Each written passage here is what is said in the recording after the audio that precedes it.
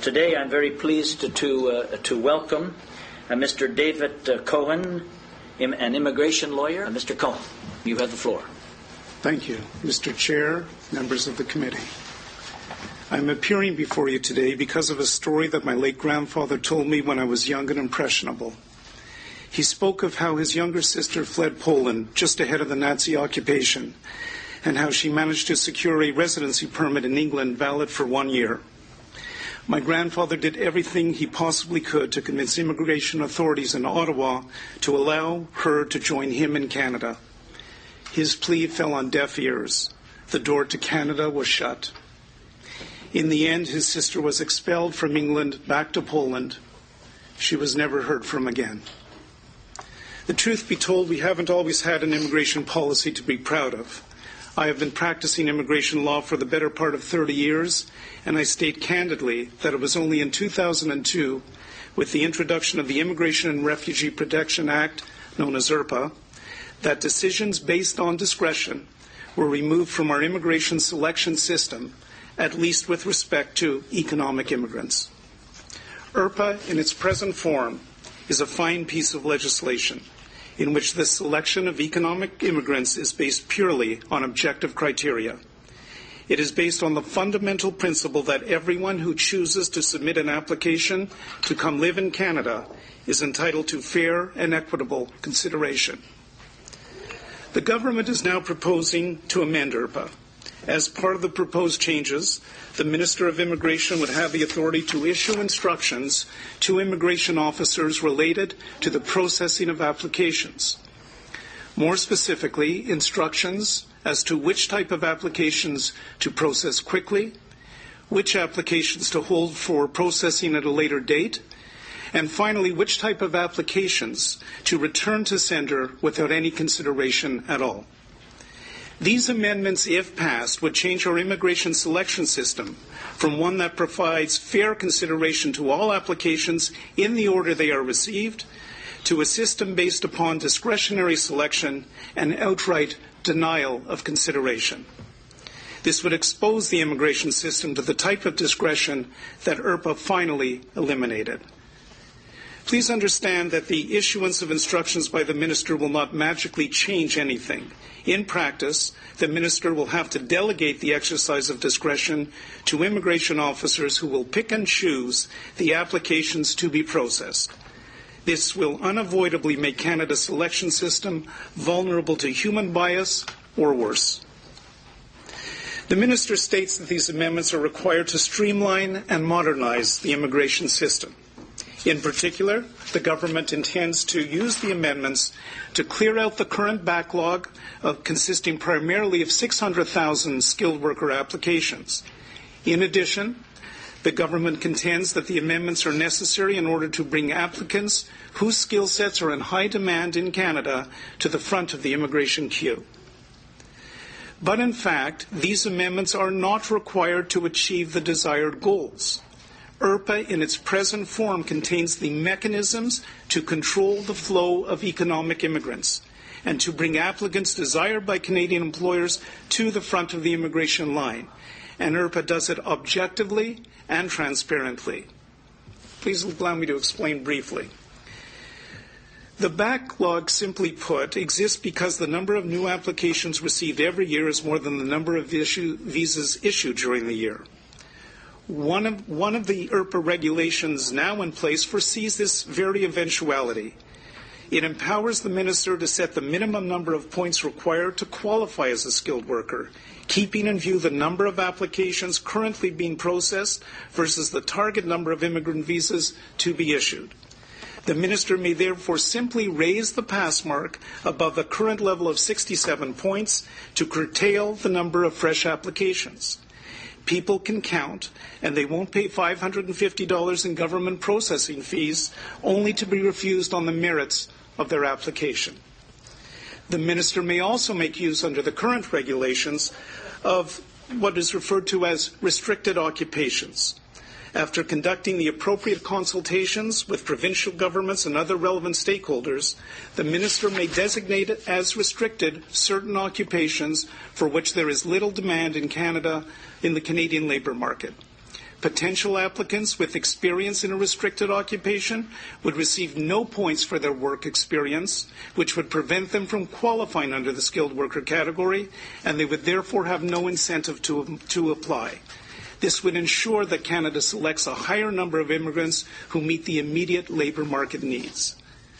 Finally, the present legislation allows for what we call arranged employment in Canada. A genuine job offer from a Canadian employer entitles an applicant to an immediate temporary work permit or accelerated processing of a permanent resident application.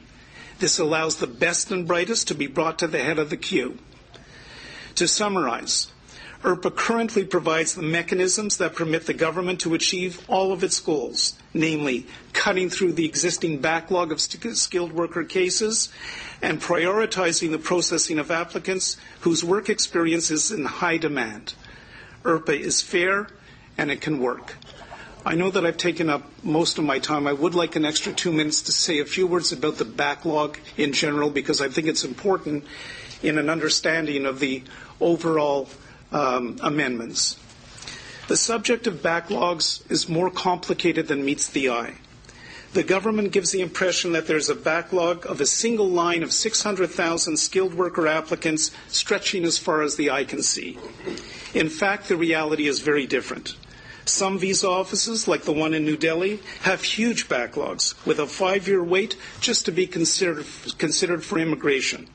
Other visa offices, like the one in Buffalo, can process an application to conclusion in well under 2 years. The situation is a direct result of the fact that the minister sets yearly targets for visa issuance at each visa office and then assigns the resources necessary to achieve those targets. Therefore, the total number of pending applications is not the only aspect of the equation to consider. The allocation of resources is an integral part of the problem and the solution. Perhaps the situation requires a redistribution of resources to the visa offices with the longest processing times, instead of giving the minister the power to completely shut the door to Canada. Once you have a society that selectively can close its doors to applicants, even temporarily, it is not a big step to becoming a society that is comfortable opening its doors only to some, but not others. Canadians of Chinese, Jewish, and Italian descent won't be shocked if that happens. Thank you. There's a publication that takes place during the period that law is being prepared, where it's out there in the public agenda for discussion or complaints, which and laws after which, unless the regulation, but laws and even regulations are checked by Parliament. Laws are then processed through Parliament. I mean, isn't that not a democratic system? Is that really excessive power on behalf of the minister? And 2 or 3 of you have raised that. So if somebody would like to, Mr. Cohen. Yes, we start off in Canada with a law which is presented before Parliament, passed, and that law generally would contain the goals of whatever department it is. We then rely upon regulations to achieve those goals. That's the general way that we do things in Canada. That's the general way that democracies operate.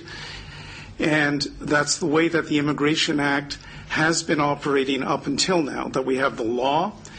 We attain the goals of the law through the implementation of the regulations. And all this is done before Parliament, openly, transparently.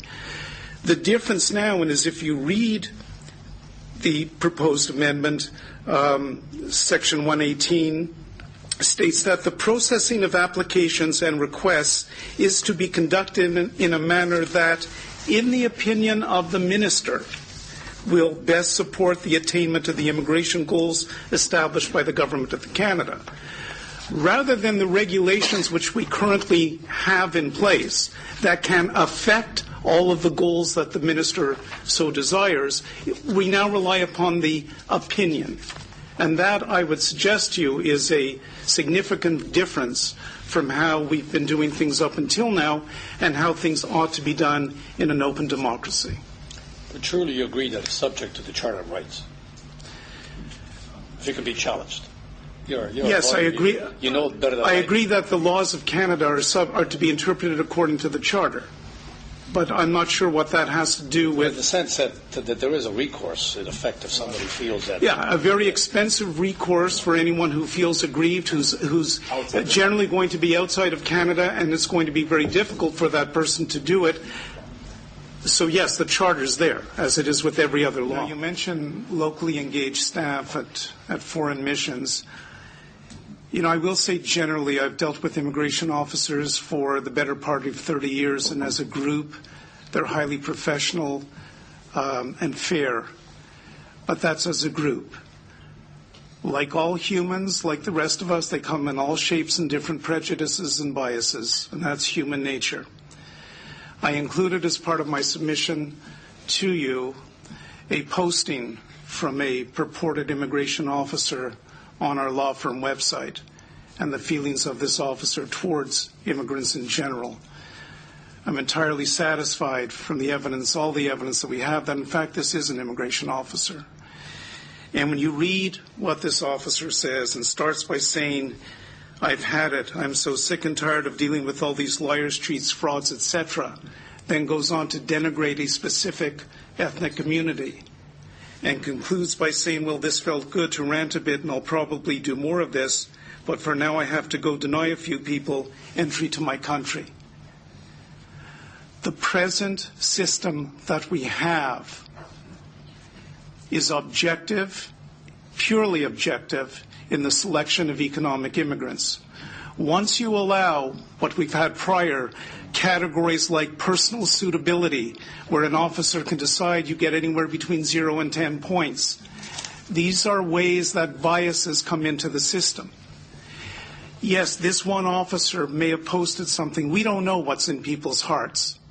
No one knows what really somebody is thinking, and the only way to protect the system that we have now, current IRPA, is to make the changes that we all agree we need within the Act. And that's the point that I tried to make. It is all doable.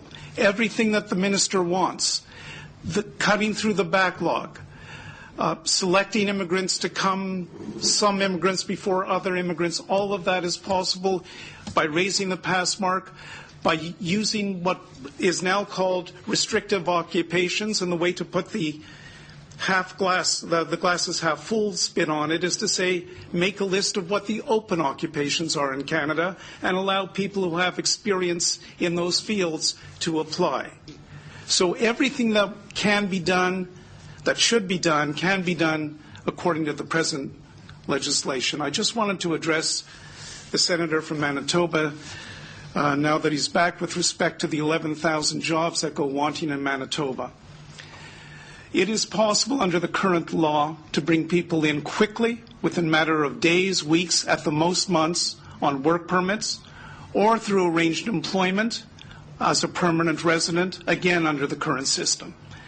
It can be done. It isn't necessary to give these sweeping powers to the minister to delegate to people in the field to pick and choose from the back of the line, the middle of the line, the front of the line. It's an invitation to the biases to come out. And the way to do it would be to use the existing system that we have. Those jobs can be filled easily through the provincial nomination program. Manitoba has an excellent one, through the issuance of work permits and through employers hiring people from abroad. Sir, the 11,000 jobs are sitting there unfilled. With all that you have said, yes, that 11,000 jobs are going vacant, and you're telling me the existing system works? I'm telling you absolutely that the 11,000 jobs can be filled under the existing system, assuming that a fair wage has been offered. No, I'm talking highly skilled labor. I was up in Thompson, Manitoba at the Inco mine. Yes. They're desperately short of mine workers. So Western Economic Diversion has put money in to train people in the region to get them to work in the mines. They cannot find skilled labor. Correct. So you're telling me the existing system works? I beg to differ. Absolutely, it does. There are work permits available for people to work in mines that you can have people here in less than 30 days.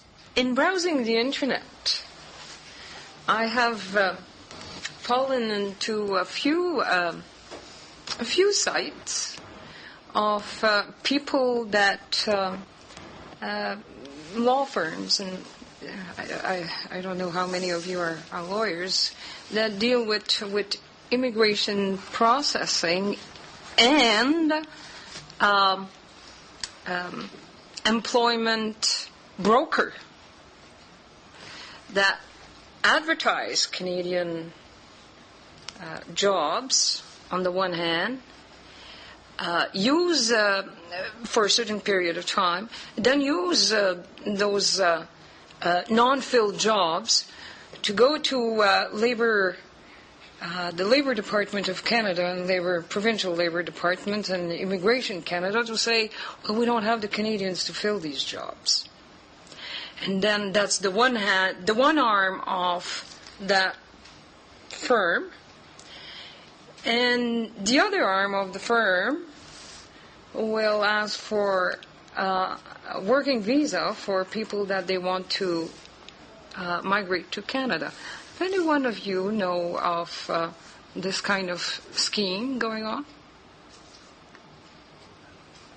I'll try to address it for you, but I'm not quite sure what the scheme is. If you could just explain it again. Well, in order for Immigration Canada to issue a working visa, right, they have to receive acknowledgement from the Labour Department, Service Canada, right, that the jobs that they advertise, no Canadian could fill. Correct. Okay. So they use that certification to go to Immigration Canada and get a working visa for immigrants that have those skills. It's correct. It's right. That's how it works. The way you describe it. Yeah.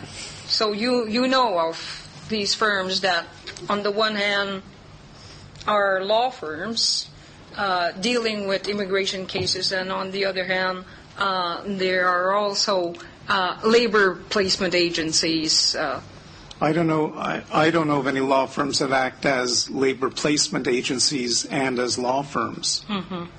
But the normal process that you described is just that. That first, Service Canada has to be satisfied that the foreign worker coming into Canada is going to be neutral or positive to the Canadian labor market, and only at that point can one apply for a work permit.